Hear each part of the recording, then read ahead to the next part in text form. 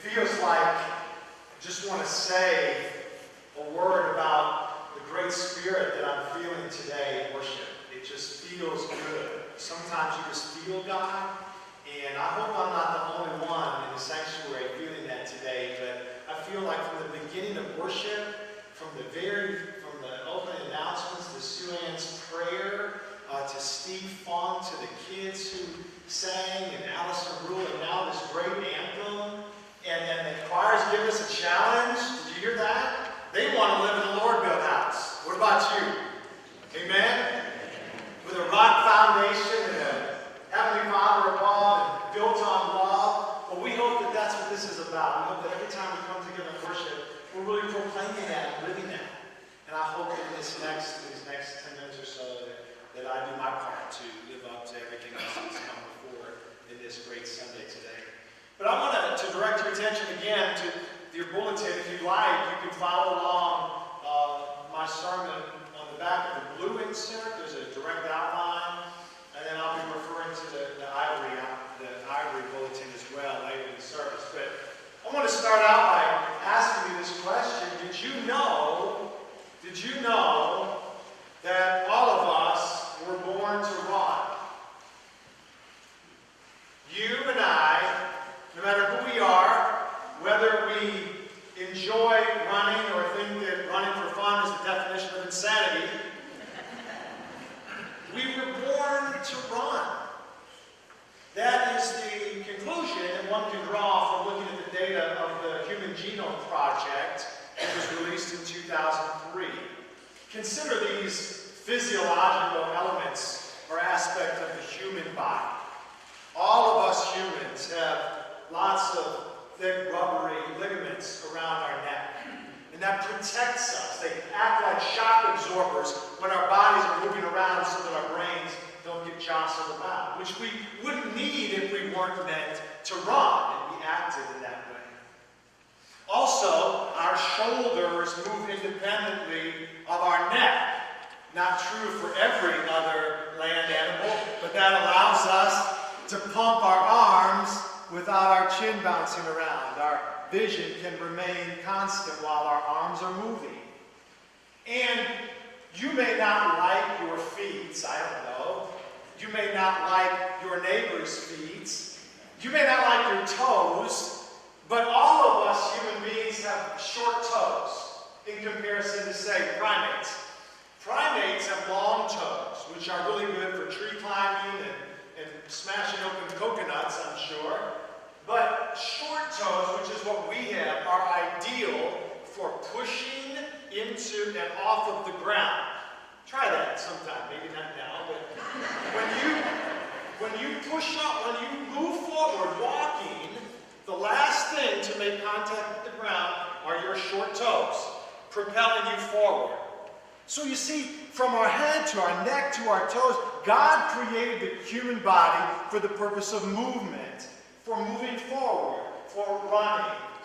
I'd even go a step further and say that God didn't just create us for the purpose of running, but actually for running far, for running great distances. Consider these other physiological aspects of the human body. We walk upright, bipeds. We don't walk on four legs, which means that there's less of our body that's exposed to the sun. Less heat is absorbed because of the less surface area hitting the sun's rays.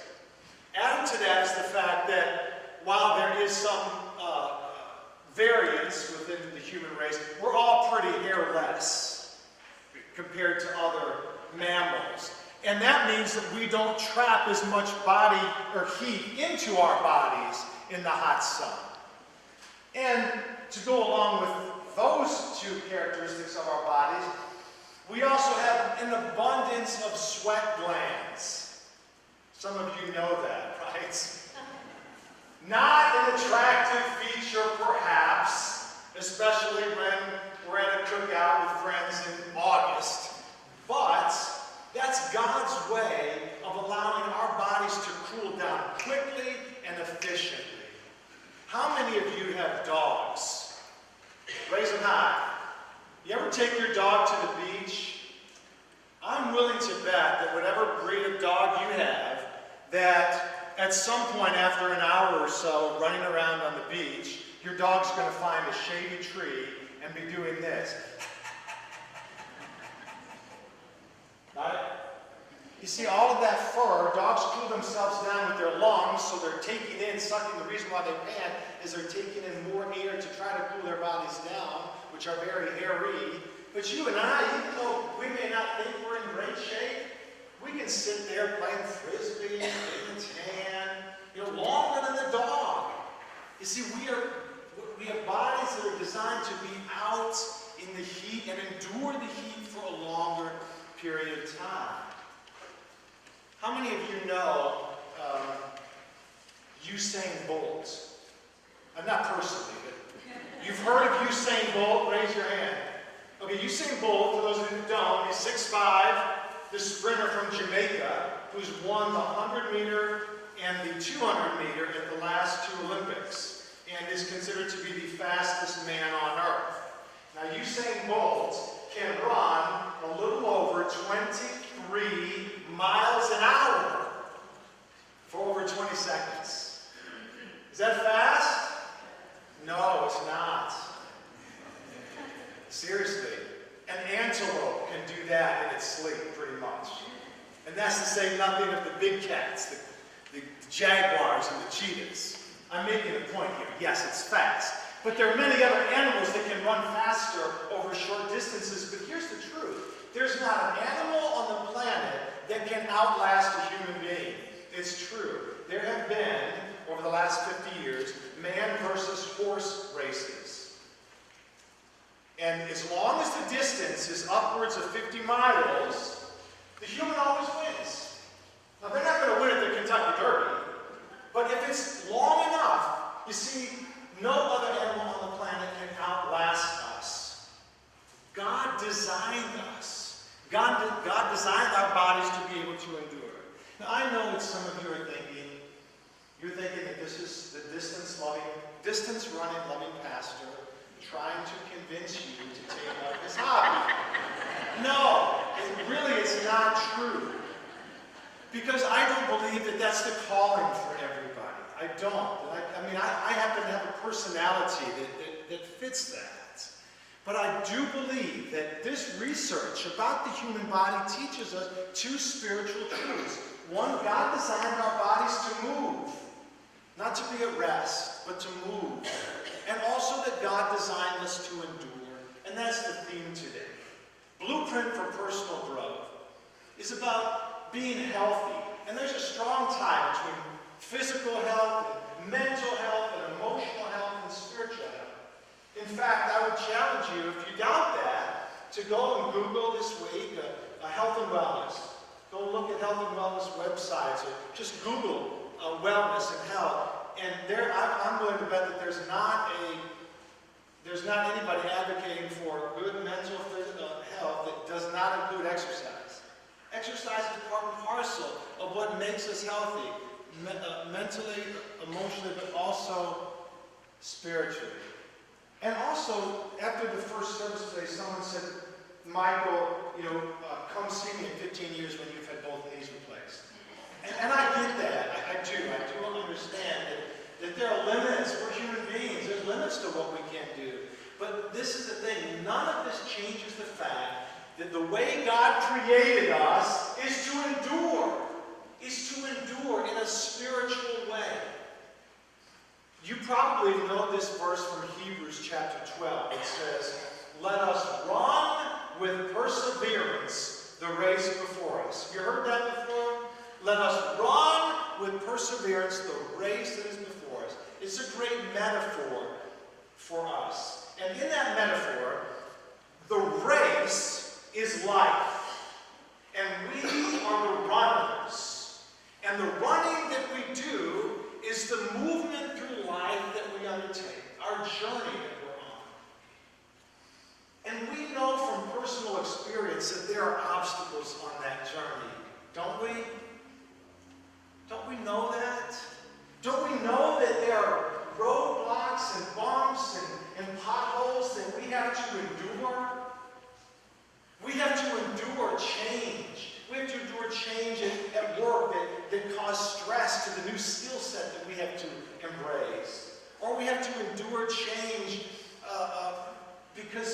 We're forced to endure chemo and radiation due to illness that we contracted. Or we have to endure children or parents that are making decisions that we don't approve of. Or we have to endure the loss of loved ones. There's much that happens to us on this race that we're running that forces us to endure. And that's why I love the way that Hebrews deals with this text, because in the original language of the Bible, the word, I put this on your bulletin so you have this to look at, but in the original language of the Bible, the word race is spelled A-G-O-N. Say that with me. A-G-O-N. That's a Greek word pronounced agon. Agon. And so the verse says, let us run with perseverance the agon in front of us. And what does that word A-G-O-N look like? Add one letter to it, and what do you get? Agony. Isn't that a great way of thinking about life? I mean, sometimes life is agonizing. Sometimes that, as Steve was saying, the race is agonizing. It's long and arduous, and we have to endure much. Sometimes it's agonizingly slow, or it's agonizingly uncertain, or agonizingly hard and painful. But the good news is that God so constructed our bodies and our minds and our hearts that we can endure. We can endure. And we know that because of this other great verse from Romans chapter 5. In that verse, Paul says that suffering, the things that we have to endure, suffering produces endurance. Endurance produces character. Character produces hope, and hope does not disappoint us. Is that a familiar passage for us? But the beautiful thing about that chapter is it begins with this phrase. Paul says, therefore, because we are justified, endurance produces character, produces hope, and hope does not disappoint us. In other words, we can endure because God has already justified us. God has already chosen to save us. God has already chosen to be with us. And because God is with us, and because God has so constructed us for the journey to endure, we know that we can make it through these things that we're facing. God has designed us physically and spiritually to endure. That's why I love distance running. And there may come a time when I can't do it. But I love it because it's a mirror for the spiritual life. The endurance that we do in running physically mirrors this endurance to which God is calling us and encouraging us through our lives. We, no matter who you are, no matter how fit you may be, God has so designed you that you can do it. And what I love about Hebrews even more is that it doesn't say run the race well. It just says run.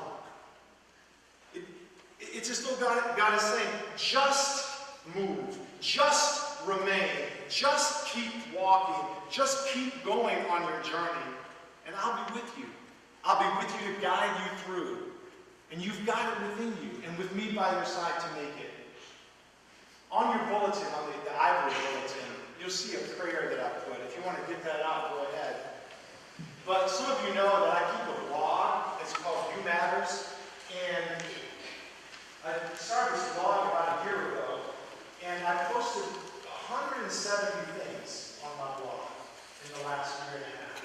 And do you know, far and away, the post that gets the most visits is this prayer. Over 1,400 times this prayer has been looked at. And I just put it up on the blog a little over a year ago, and even now, every week, it's the second or third most popular day that people come and look at it. Either that means that 1,400 people have looked at it, probably not true, or that people go back to it and look at it again and again. And I think that there's something to that. Because this prayer speaks to this God who endures with us, who is with us during the rain and the heat and the uphills and the downhills and the struggles and the trials. The God who so created us to last. The God who promises to walk with us. so that we don't have to walk that way alone. Endurance is not about passively sitting back and waiting for the trouble to pass. Endurance is about taking the next step. Just keep going. Remain in faith. Remain in faith. And we can do that because we know that God has already justified us, already saved us, already chosen to be with us and guide us through. And with each step we take, we realize that we've come through something that we didn't think was possible before. And we are awakened to new strength within us that we didn't think was available before. And we project out and see hope that we didn't see yesterday. And in the process of that, we find the God who's always with us, enduring with us to the end. So I want to send us out today with a challenge. I'm wearing my running shoes. Can you tell? Can you see them from where you're sitting? And I'm proud, I'm happy to see others of you wearing your running shoes. Andrew Rutherford came to the first service and didn't have them on, so he ran back after the first service and got them on. But I want to give a challenge to us, and here's the challenge. Whatever we do, exercise-wise, gardening, biking, yoga lattes, water aerobics, any movement is beneficial for our health and wellness in a spiritual way and in a physical way. But I'm going to challenge us as a congregation to walk, run, or bike. Ready for this? 600 miles in 7 days. That doesn't mean Dick Kane is responsible for 600 miles. But that means that as a whole community, we are going to walk, run, or bike 600 miles in 7 days. And here's how it's going to work. How many of you exercise already on your own, either at the club or the mall or on a treadmill? Raise your hand. Okay, so you've got it. This is easy for you. All you need to do this week is chart your miles. Just keep a record. If you get done next Sunday, you've done 10 miles, bring that number with you to church, okay? You got your assignment? If you don't normally exercise, this is a perfect chance to do something. You can walk in your neighborhood or bike in your neighborhood, and what I suggest is an easy pedometer app on your phone or drive a route so you know how long it is, and then just keep track of your miles this week. 1 mile, 2 miles, 5 miles, whatever. Bring that number to church next week. Or look at the back of your bulletin. Aha. You recognize that? That's our block of Decatur. If you get on the sidewalk right outside our door and stay on the sidewalk and walk 1 block, that will be 1/3 of a mile. So every time you come to church this week on Wednesday for a meeting, walk a lap. Walk a lap with a friend. Since you got your running shoes on today, you know what I'm about to say. Before you hit Cheddar's or wherever you're going for lunch, it'll be Tuesday, take a lap around the block with a friend. Make a new friend. Before choir practice. What youth group is going to do it tonight as part of our youth group. But here's the thing, when you come next week, you're going to see this thing. 600 squares make up the shoes on this chart. And so you come in and you walk 1 mile, come in and fill in 1 square. You do 10 miles, 10 squares. And I think that we can get 600 miles as a church by next Sunday. You think so? All right. Let's do it. Let's remember that physical endurance and spiritual endurance are both things that God has designed us for. Let us pray. Gracious God, we thank you for so equipping us to endure, and we pray that we find you in the midst of that endurance. In Jesus' name we pray. Amen.